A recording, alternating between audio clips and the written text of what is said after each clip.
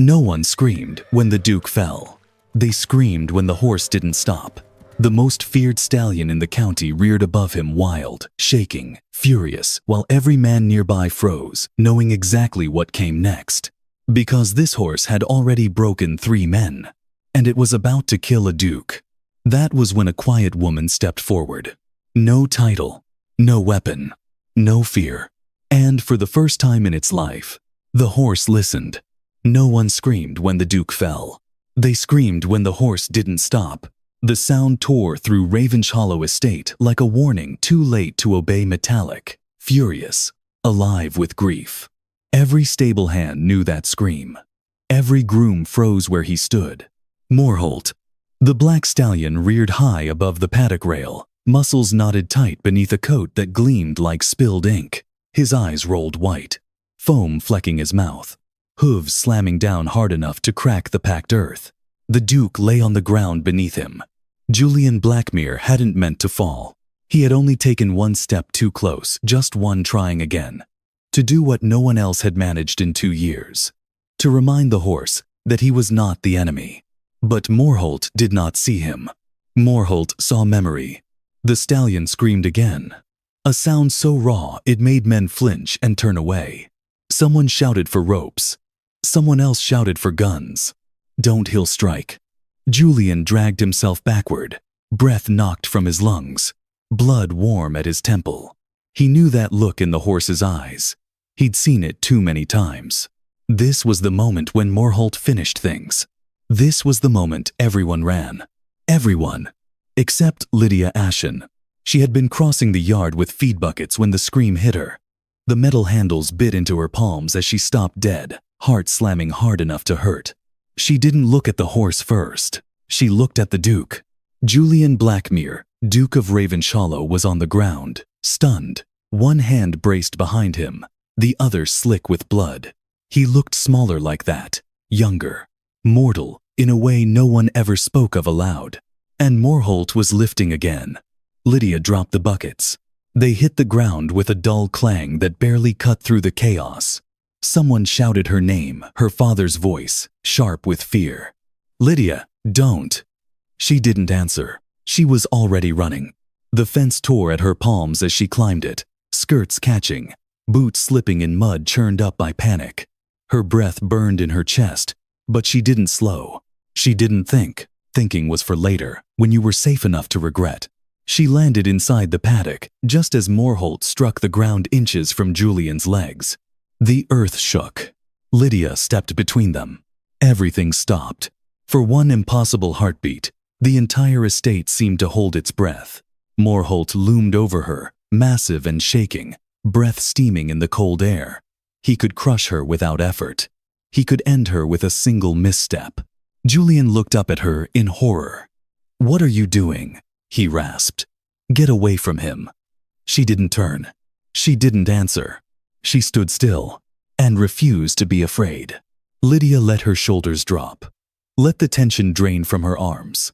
She did not raise her hands. Not in challenge. Not in surrender.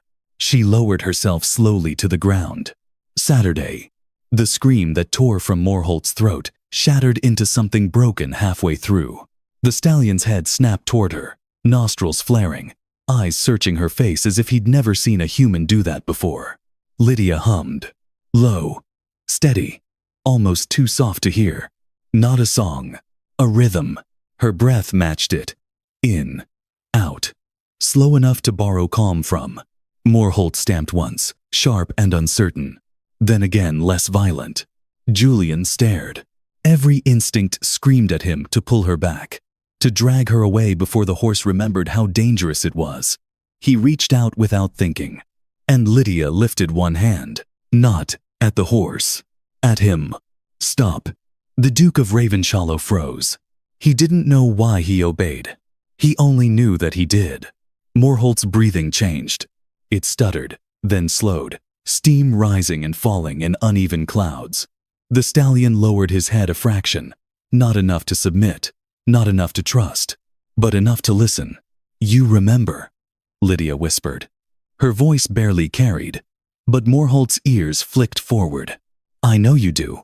The stallion shuddered, a full-body tremor like something breaking loose inside him. He took one step forward, then stopped, confused by the absence of fear, by the quiet certainty offered instead of force. Julian's chest hitched. No one had ever stood that close and lived. No one had ever spoken to Morholt like that. Slowly, carefully, Lydia extended her hand, not toward the horse's face, but to the space between them. An invitation, not a demand. Morholt lowered his head, just enough for his breath to warm her skin. The paddock erupted in sound-shocked voices, gasps, someone swearing under their breath, but Lydia heard none of it. All she felt was the weight of a grieving animal choosing not to strike. Behind her, Julian Blackmere pressed his bloodied palm into the dirt and realized something terrifying. For the first time since his brother's death, the horse was no longer alone, and neither, somehow, was he. The first thing Julian Blackmere noticed after the horse stepped back was how quiet the world became. Not peaceful, stunned. The paddock stood frozen in disbelief, grooms half running, hands clenched around useless ropes, fear still hanging thick in the air. Morholt remained where he was, head lowered, sides rising and falling in slow, heavy breaths. And Lydia Ashen still sat in the dirt, too close, too calm, too alive. "Get her out of there," someone whispered hoarsely. Julian forced himself upright, ignoring the way his vision swam. Blood dripped from his temple, warm and sticky, down the side of his face. He wiped it away with the back of his hand and took one cautious step forward. Morholt's ears flicked. Julian stopped immediately. Lydia glanced over her shoulder, not startled, not angry, just aware. "Don't move yet," she said quietly. The words were not disrespectful. They were protective. Julian swallowed. He had not been spoken to like that since before he'd inherited the title, since before every sentence directed at him came wrapped in fear, deference, or expectation. He nodded. Morholt snorted softly and shifted his weight, the tension in his massive frame, easing in increments so small they would have gone unnoticed by anyone who didn't know what to look for. Lydia stood slowly. The horse watched her every movement. She brushed dirt from her skirts with careful motions, never breaking eye contact with Morholt. When she finally stepped back, she did so without turning her back on him. Only then did the estate breathe again. Someone opened the paddock gate. Someone else whispered a prayer. Julian stepped forward at last. "You're hurt," Lydia said, noticing the blood. He touched his temple absently. "It's nothing." She looked at him for a long moment, long enough that he felt the lie settle heavy between them. Then she nodded. "You should still see to it." Not a command, not a suggestion, a fact. Julian let out a breath he hadn't realized he was holding. "Who are you?" Lydia hesitated. Her name carried weight she had learned to be cautious with. "Lydia Ashen," she said finally. "My father manages the Eastfields." Julian's brows drew together. "Ashen, you're Thomas Ashen's daughter." "Yes, Your Grace." The title sounded strange in her mouth, unforced, but unawed. "You've worked with horses before," Julian said. "Yes." "That wasn't training." "No." He studied her more closely now. Mud on her boots, torn hem, hands steady, despite what she'd just faced. What was it then? Lydia looked back toward Morholt. That was listening. The servants whispered all afternoon. By evening, the story had already grown teeth. Some said the Duke had nearly died. Others said the horse had bowed. A few claimed Lydia Ashen had some unnatural gift. Julian sat alone in his study, bandage fresh at his temple, staring into the fire without seeing it. Morholt had not screamed again. That alone unsettled him. He'd lived with that sound for 2 years, waking to it, falling asleep with it echoing in his bones. He'd learned to expect it the way one expects pain that never quite heals. And now, silence. A knock sounded. "Enter," Julian said. His steward stepped aside to reveal Lydia. She'd cleaned herself up, but only barely. Hair pulled back simply. Dress plain. No attempt at polish or pretense. She looked out of place among velvet and carved wood. Julian realized absurdly that the room felt wrong with her standing instead of sitting. "Sit," he said. She hesitated, then chose the chair closest to the door. "Smart. I owe you my life," Julian said. "You owe Morholt peace," she replied. The bluntness startled him into a breathless laugh. "You don't care much for ceremony. I care about truth," Lydia said. "Ceremony rarely survives it." Julian leaned back in his chair, studying her with an intensity that would have rattled most people. It didn't touch her. "Everyone tells me to destroy him," he said quietly. "They say he's dangerous. That keeping him is sentiment." Lydia met his gaze. "He's grieving." Julian's jaw tightened. "He watched his rider die," she continued. "Horses don't understand accidents. They understand absence." The words struck too close. Julian looked away. "You went into the paddock knowing he could kill you," he said. "Yes." "Why?" Lydia's fingers tightened in her lap. "Because no one else would," she said. "And because fear doesn't calm anything. It only makes the wound deeper." Silence stretched between them. Julian felt something shift, something he had kept locked down since the day he'd been forced to stand beside two coffins and accept a title he never wanted. "You'll stay," he said suddenly. Lydia blinked. "Your Grace." "Not as a servant," he interrupted. "As Morholt's handler, exclusively." Her breath caught. "That will cause talk." "Everything does."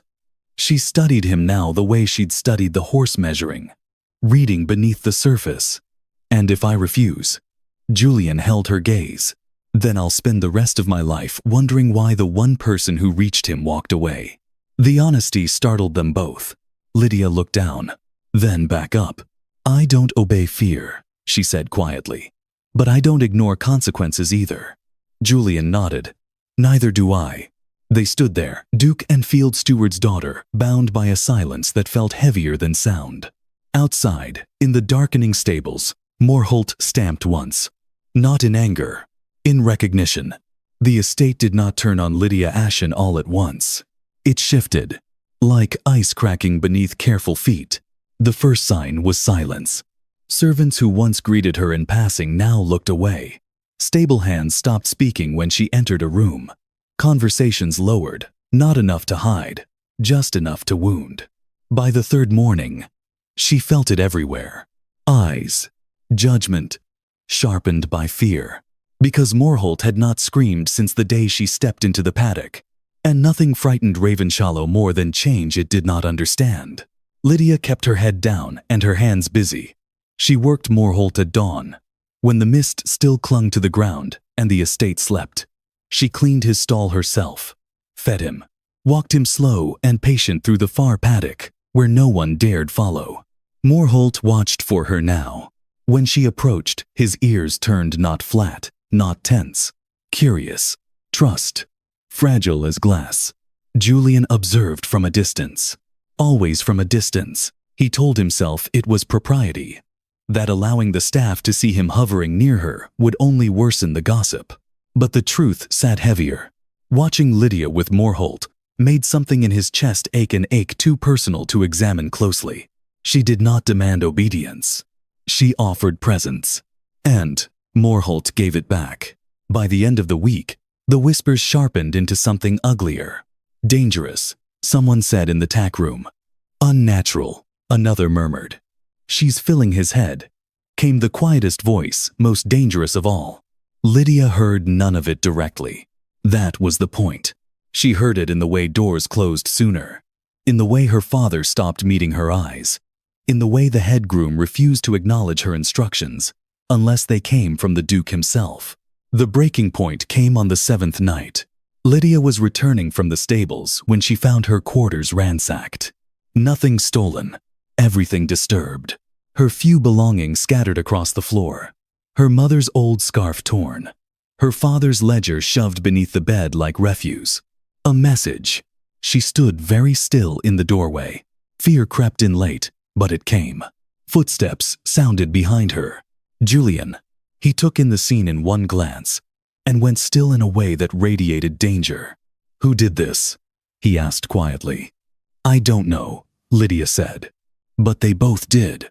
Julian's jaw tightened. This ends tonight. No, Lydia said softly. He turned to her, startled by the steel beneath her calm. This ends when Morholt is safe, she continued. If you make this about authority, you'll only confirm what they already believe. And what is that? He asked. That I don't belong here. Julian stared at her. Do you believe that? He asked. The question landed harder than she expected. Lydia hesitated. I believe, she said slowly, that belonging has always been conditional for people like me. Julian felt something fracture inside him. That night, the council arrived. Unannounced. 4 men in fine coats and colder eyes. They spoke of liability, of risk, of public image. They spoke of Morholt. And then, they spoke of Lydia, a woman of no rank, one said carefully. Too much access, said another. An inappropriate influence, finished the third. Julian listened, and then he stood. She stays, he said. Silence fell like a dropped blade. This is not a request. When the council left, furious and unconvinced, Julian found Lydia in the stables. She was sitting in the straw beside Morholt, her back against the stall wall. Eyes closed, breathing slow. Morholt's massive head rested inches from her shoulder. Julian stopped at the threshold. You knew this would happen, he said quietly. Yes. Why didn't you warn me? She opened her eyes. I wanted to see if you would choose anyway. The honesty in her voice stripped him bare. Julian stepped closer. You're not safe here anymore, he said. Lydia looked up at him. Neither are you. The words hung between them, dangerous, undeniable. Outside, the estate slept uneasily. Inside the stable, 2 people stood on opposite sides of a choice that would cost them both more than fear ever had. The scream came at midnight. It always did. Sharp, ripping, alive with something that had never learned how to die. Lydia woke before the sound fully reached the manor, heart already pounding, breath already tight. She was on her feet and pulling on her boots before the second cry shattered the quiet. Morholt. The estate stirred half-woken fear, rippling through stone and wood. But Lydia was already moving, lamp in hand, skirts gathered, steps fast and silent. By the time she reached the stables, the screaming had become relentless. Not rage. Loss. Morholt paced his stall in tight, violent circles, hooves striking straw and stone, neck arched, breath coming in harsh, broken bursts. His body was rigid with memory, with the sudden return of a night he could not outrun. Lydia didn't speak. She didn't rush him. She unlatched the stall door and stepped inside. The stallion spun toward her, eyes wild, ears flat. For a moment, just one, the old danger surged back, sharp enough to cut. Lydia sat down, right there in the straw, her back against the wall, knees drawn close, lamp set aside so the shadows softened. Morholt screamed again. The sound tore something open in her chest. I know, she whispered. I know. She did not hum this time. She let the sound exist. The horse charged past her, hooves thunderous, wind ripping at her hair. She did not flinch. She did not reach. She stayed. Minutes stretched. Long, aching minutes. Outside the stall, someone hovered. Julian. He stood frozen in the aisle, shirt hastily pulled on, hair uncombed, face pale with something dangerously close to terror. He had sworn he wouldn't come down anymore, had told himself that Morholt needed space, that Lydia had this under control. But the sound, it broke him. Lydia, he said hoarsely. She lifted one finger without looking. Not yet. Julian pressed his hand to the wood of the stall door, chest heaving. He had never heard the screams this close, never stayed long enough to endure them without retreat.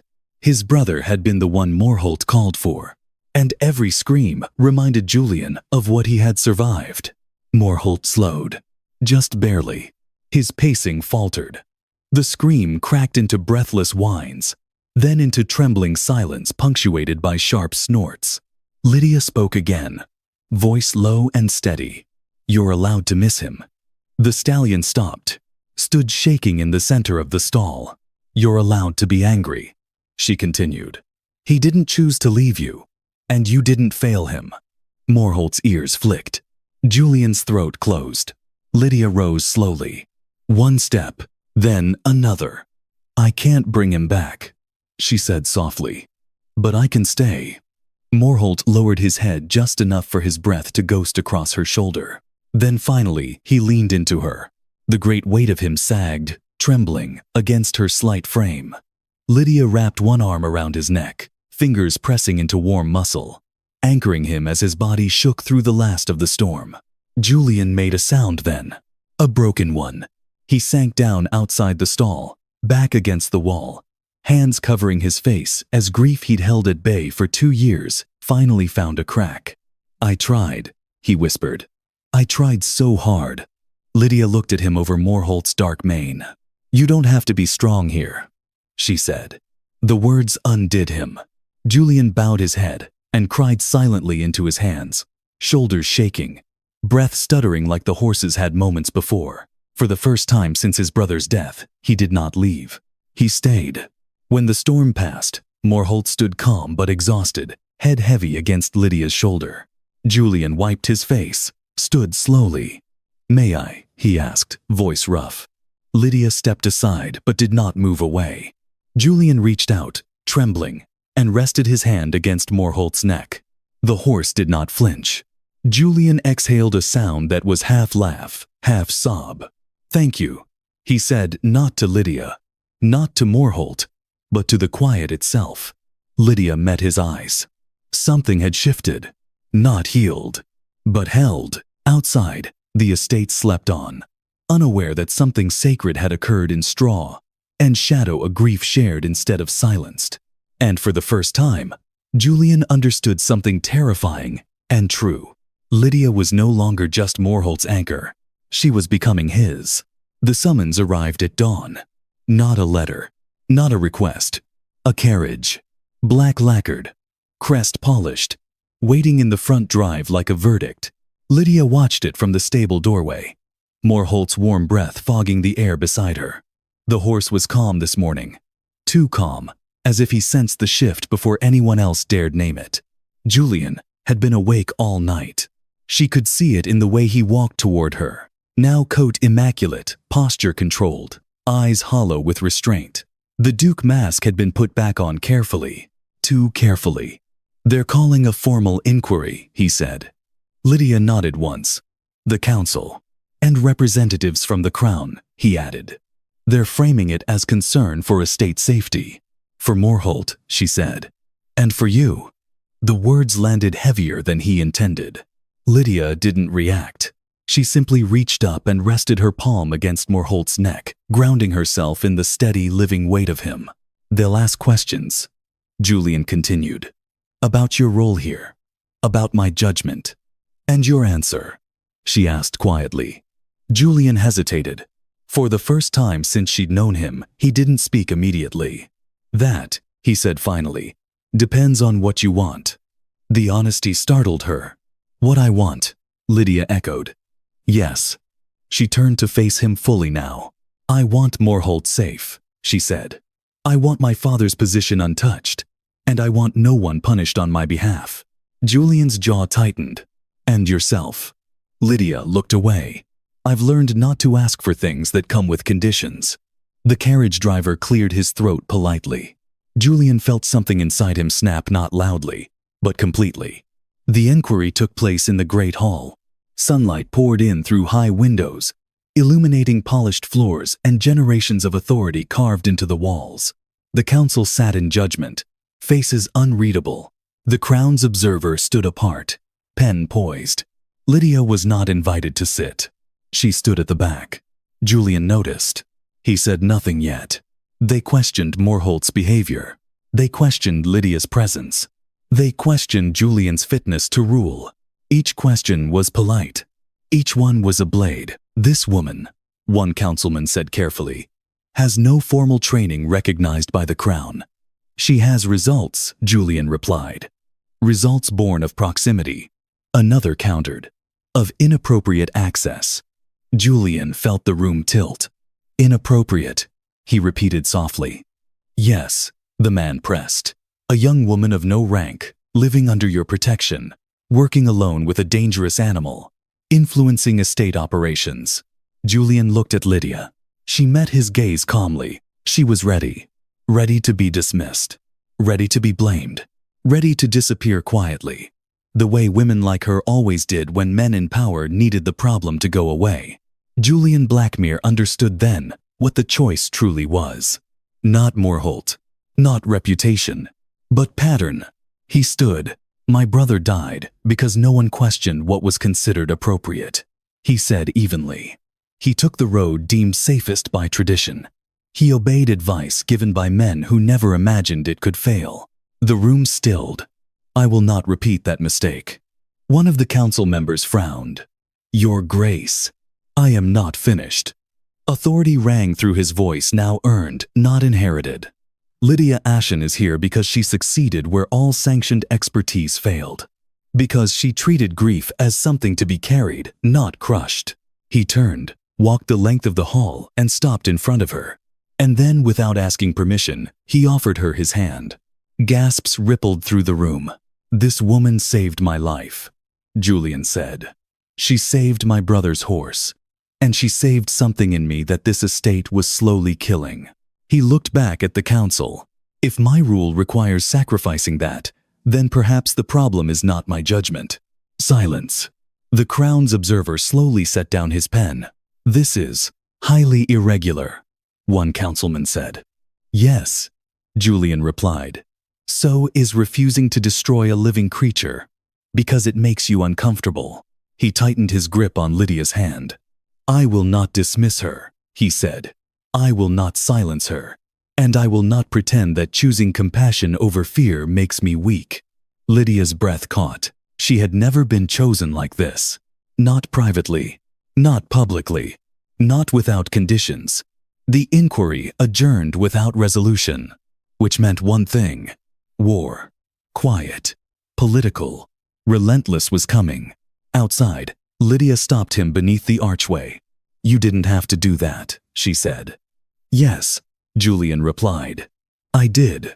This will cost you, she said. They'll make your life impossible. They already were. She searched his face. And when they come for me, Julian didn't hesitate. Then they come through me. The words were not romantic. They were lethal. Morholt stamped softly in the distance, as if sealing the vow. Lydia looked at Julian Blackmere Duke, survivor, man standing at the edge of everything he'd been taught to preserve. And for the first time, fear finally spoke inside her. Not fear of the horse, fear of what it meant to be chosen so completely. The offer did not come with flowers. It came with consequences. Julian Blackmere did not summon Lydia to the manor that night. He did not corner her with declarations or promises made in the heat of defiance. Instead, he did the one thing that frightened her more than any bold confession ever could. He gave her space. The estate felt different after the inquiry. Sharper. Watchful. Servants bowed lower when Julian passed. Council messengers came and went. Letters arrived sealed in wax and left unopened on his desk, as if delaying their contents might soften their intent. Lydia felt it too, in the way her father avoided her eyes again, in the way the stable doors were locked more carefully at night, in the way Morholt stayed close to her now, as if sensing that safety was no longer guaranteed by walls alone. On the third evening, after the inquiry, Julian found Lydia in the far paddock. She stood with Morholt under a sky-bruised purple with approaching night, her hand resting against the horse's neck, her posture quiet and resolved. You should be inside, Julian said. So should you. He smiled faintly. It didn't reach his eyes. I've made arrangements, he said. For your father. For his pension. For land. If you choose to leave Ravenshollow. Lydia turned slowly. Leave. The word settled between them like a held breath. You're offering me an exit, she said. I'm offering you a choice, Julian replied. One without pressure. Without debt. And Morholt, he remains. Protected. Untouched. She studied him carefully. And you? Julian didn't look away. I remain as well. Whatever that costs. The honesty was devastating. Lydia felt fear rise, not sharp, not panicked, but deep and aching. Fear of repeating a story she knew too well.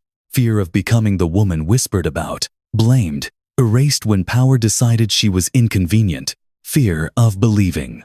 I've been chosen before, she said quietly. Once. By a man who swore he would stand beside me no matter what society demanded. Julian's jaw tightened. When it came time to pay, Lydia continued, he asked me to wait quietly while he salvaged his future. I waited until there was nothing left of me worth choosing. Silence stretched. Julian stepped closer but stopped himself. I won't ask you to trust words, he said. Only actions. What action? He took a breath. I will make you Morholt's official handler, publicly, with wages, authority, and record. I will face the council again tomorrow and formalize it. Lydia's eyes widened. That will bind your reputation to mine. Yes.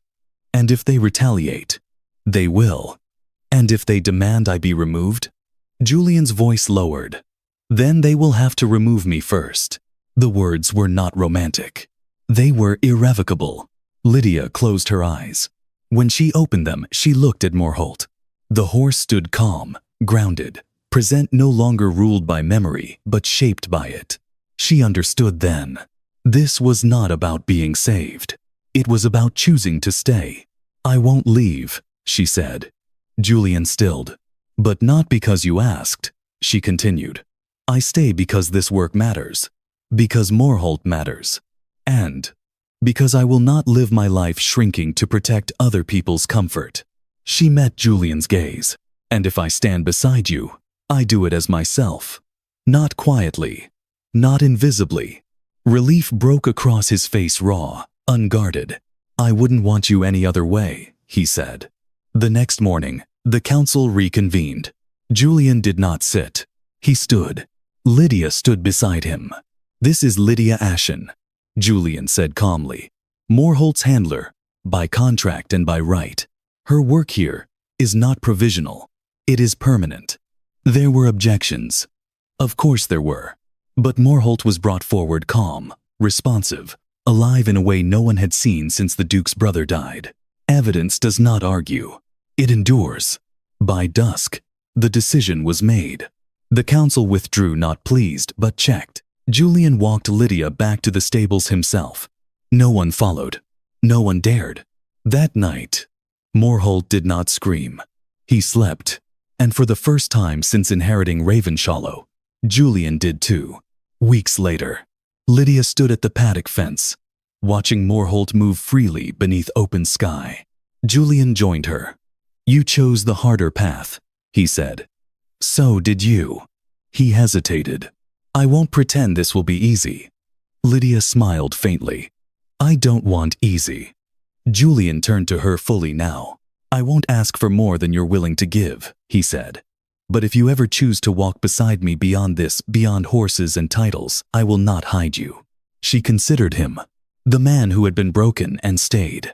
The Duke who chose differently. The human being who learned to listen. I'm not afraid anymore, Lydia said. Julian exhaled slowly. Neither was he. Morholt lifted his head, ears forward, watching them with quiet approval. And Ravenshollow, long ruled by fear and silence, began, at last, to change. Hi guys, welcome to my channel Zaggy Stories and Tales. This moral of story: fear never heals what grief has broken. True strength is not found in control or authority, but in the courage to stay calm, listen, and show passion. When we choose understanding over fear, real healing begins. Thank you so much. Bye bye.